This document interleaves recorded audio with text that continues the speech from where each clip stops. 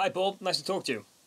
Same. So one thing I want to talk to you about is, of course, since the first United Kingdom tournament back in 2017, I think a lot of fans had question marks about this UK division and where it was going to go. What's the main differences between that one now and this at Royal Albert Hall? And do you see this as the perfect reboot and rebrand of the UK division?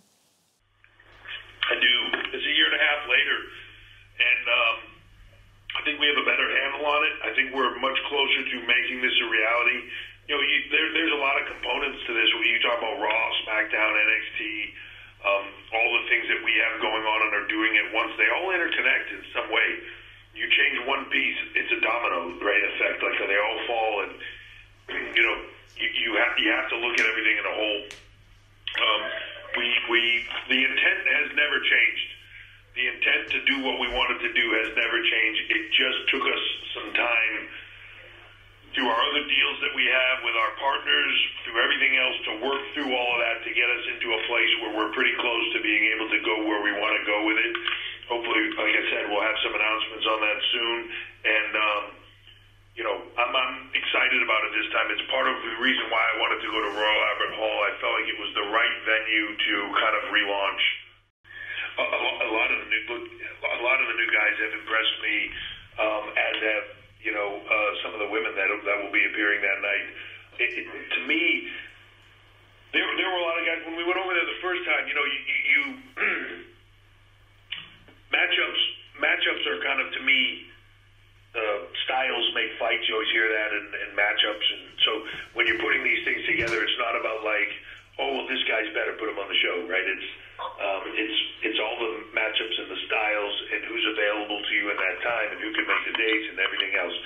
So there were a lot of talent on this that we looked at the first time, and I would have loved to have had a part of it then, and weren't available or for whatever reason couldn't make the show, so we went in different directions. There's some talent I've seen grow since then. I'm excited that they've come up, and then there's some talent.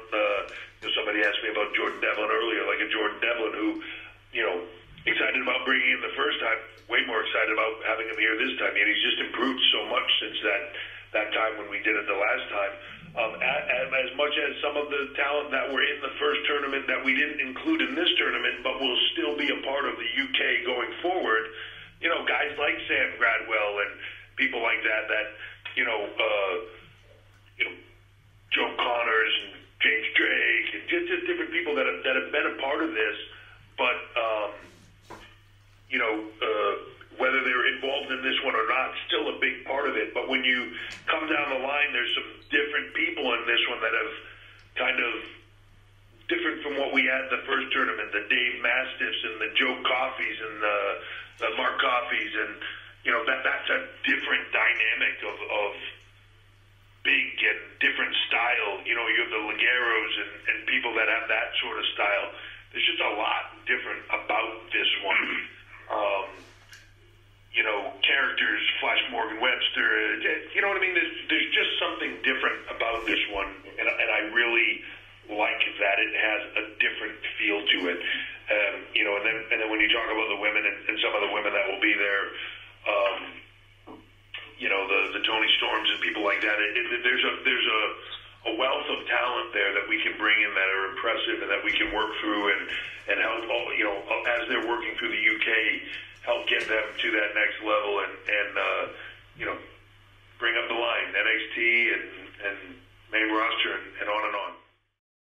And with that, of course, the United Kingdom Championship in itself has been quite a unique one in WWE, with it seeing it defended on various different platforms from NXT and even independent promotions here in the UK. What for you is the really future of that title? Where do you see it? And are you kind of glad in retrospect that you've been able to have a championship like this and actually defend it outside of the company? I do. I like that. I love the opportunity. As you see with the UK title, you'll see it now with the North American title. For that to be able to go other places, do some things, shed some light on some other places that could use that light, that we believe in and that we believe are helping talent. The opportunity is great, and as you begin to create those opportunities in other locations around the globe, you're kind of building something special. And I think for a UK champion that can, one night be defended, I don't believe that it's a UK title, so it's going to be defended in the UK and only won by a UK guy. I don't believe that. I believe it's a title that represents a region. I believe it should stay there for most of that time and be representative of that area most of the time. But for it to be able to travel outside and defend that UK title in New York, or defend that title in India, or defend that title in Mexico, I think that's great. Same with the North American title, and for that matter, same with the NXT title. Perfect. Cheers, Paul. Thank you.